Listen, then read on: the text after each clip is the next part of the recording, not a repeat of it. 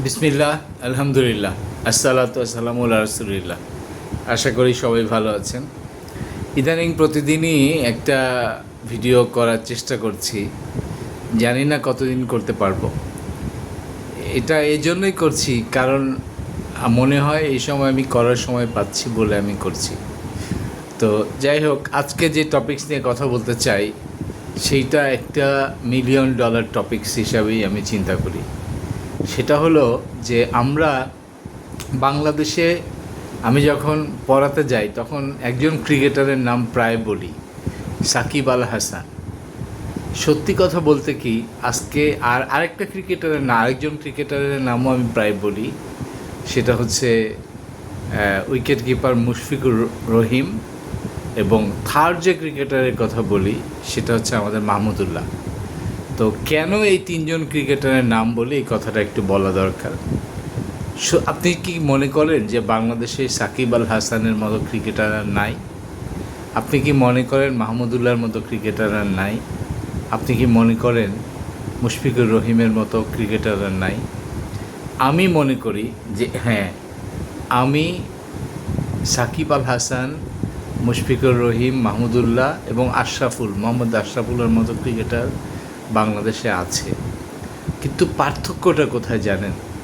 পার্থক্যটা হচ্ছে যে সাকিব আল হাসানের মতো পরিশ্রমী মানুষ আপনি খুঁজে পাবেন না, মাহমুদুল্লাহর মতো পরিশ্রমী কনসিস্টেন্ট মানুষ আপনি খুঁজে পাবেন না, তারপরে আপনি মুশফিকুর রহিমের মতো এত রেগুলার কনসিস্টেন্ট পরিশ্রমী মানুষ আপনি খুঁজে পাবেন না, এবং মোহাম্মদ আশরাফুলের মতন এইরকম ক্রিকেট নিয়ে চিন্তা করা, থিঙ্কিং অ্যাবিলিটি, ক্রিয়েটিভিটি মানুষ আপনি খুঁজে পাবেন না।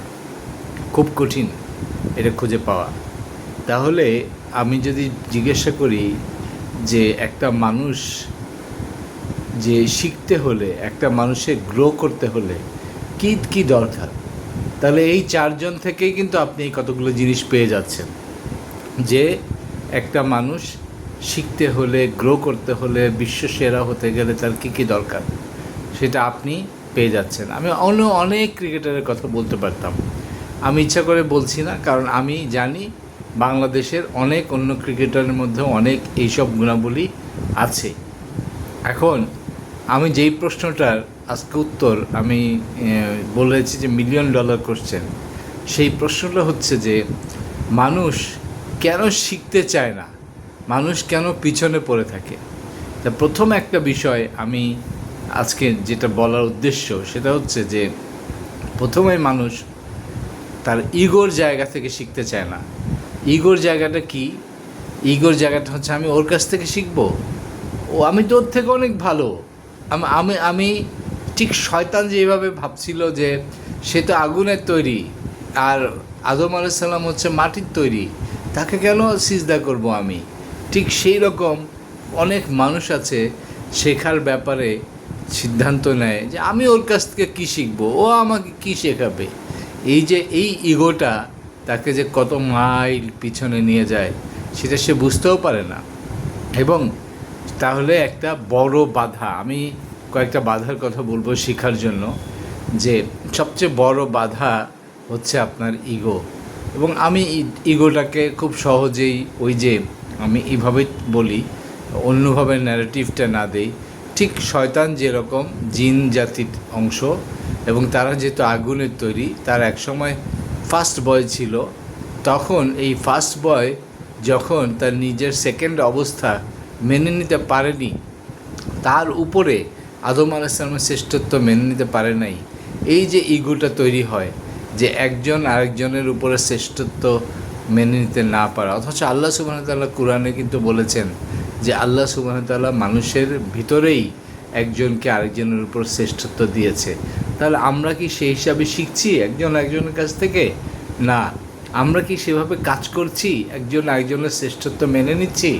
না, আমাদের অনেক কষ্ট হয়, আমাদের ইগোতে লাগে, এই জন্যই আমরা শিখতে পারি না।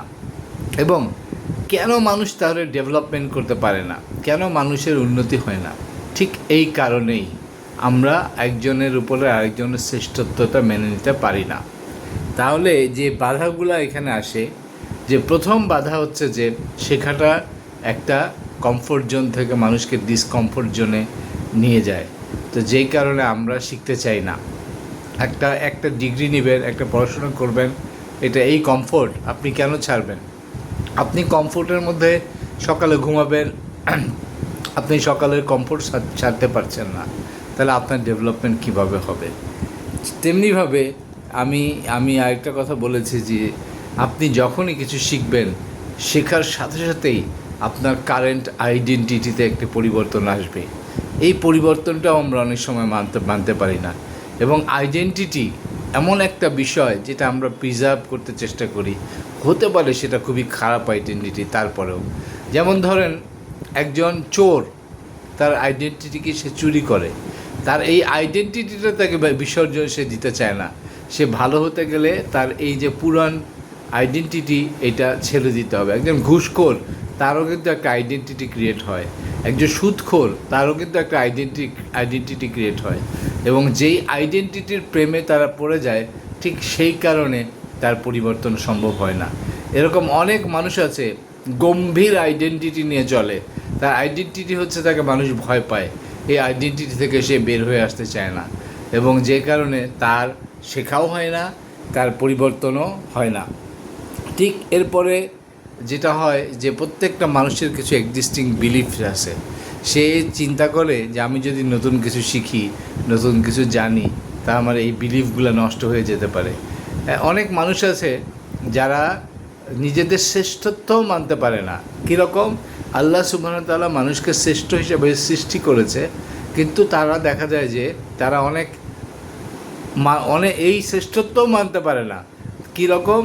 মানুষ শ্রেষ্ঠর তুলনায় সে অন্যের পূজা করা শুরু করে, অন্যকে তার উপরে শ্রেষ্ঠত্ব দান করা শুরু করে। এই যে তার এই বিলিফ সিস্টেম তার চেঞ্জ হয়ে যাবে, এই জন্য সে দেখা যায় অনেক উন্নতর বিলিফ সিস্টেম, যেখানে আল্লাহ সুবহানাহু ওয়া তাআলা মানুষকে শ্রেষ্ঠত্ব দান করেছে, সেটা সে অ্যাকসেপ্ট করতে পারে না। তো এইরকমভাবে আরেকটা আমরা যদি চিন্তা করি যে মানুষ কেন শিখতে পারে না, আর মানুষের ভিতরে কাজ করে আমি তো অলরেডি জানি, আমি তো অলরেডি অনেক গল্প জানি, অনেক কিছু জানি, অনেক ইতিহাস জানি, আমি রবীন্দ্রনাথ জানি, আমি নজরুলকে জানি, আমি এই যে জানা, আমি এটার এক্সপার্ট হয়ে গেছি, এই যে আমি একটা ডিগ্রি নিয়ে ফেলেছি, আমি একটা পিএইচডি করে ফেলেছি, এই যে আমি জানি অনেক, এই জানার কারণেই সে নতুন কিছু শিখতে পারে না। এইটা মনে রাখার বিষয়, যে কারণে আমরা পিছিয়ে পড়ি। ঠিক এরপরে যে জিনিসটা একটু আগে বলা দরকার ছিল, আমি একটু পরে বলছি, সেটা হলো মানুষ সবচেয়ে বেশি ভয় পায় কি? মৃত্যুকে। তারপরে কি সবচেয়ে বেশি ভয় পায়? সেটা হচ্ছে ফিয়ার অফ ফেইলিয়ার। এবং মানুষ যে ফেল করার ভয় পায়, যেই কারণে সে নতুন কিছু শিখতে পারে না, এবং এই ফেল করার ভয়ের কারণে নতুন উদ্যোগ নিতে পারে না, নতুন কিছু শিখতে পারে না। তো আমি যেই চেষ্টাটা আজকে করলাম, সেই চেষ্টাটা খুবই সামান্য চেষ্টা। এই সামান্য চেষ্টার মধ্যে হচ্ছে যে আপনি কেন শিখতে পারছেন না, আপনি কেন নিজের ডেভেলপমেন্ট করতে পারছেন না, বা আমরা কেন নিজের ডেভেলপমেন্ট করতে পারি না, বা আমরা কেন প্রতিদিন নতুন কিছু শিখতে পারি না। আমার সাথে কথা হচ্ছিল সেদিন, একজন এক এন্টারপ্রেনারের কথা বলছিল। উনি বলছেন যে আমি তো শেখা বাদ দিয়ে দিয়েছি, আমি তো বই পড়া বাদ দিয়ে দিয়েছি।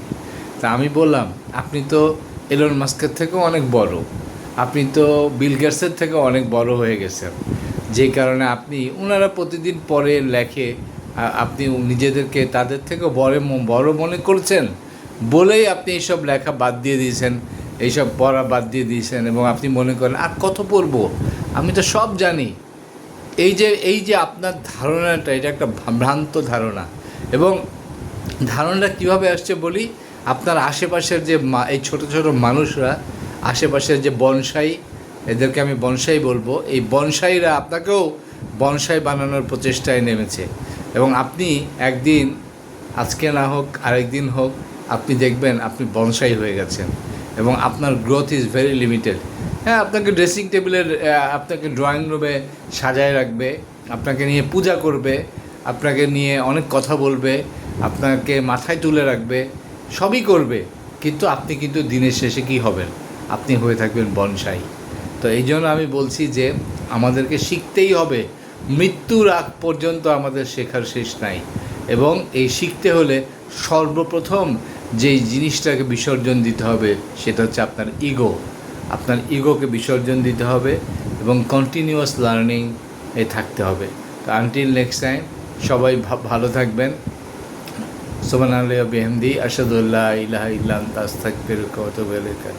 আসসালাতু ওয়াসসালামু আলা রাসূলিল্লাহ। আসসালামু আলাইকুম ওয়া রাহমাতুল্লাহি ওয়া বারাকাতুহু।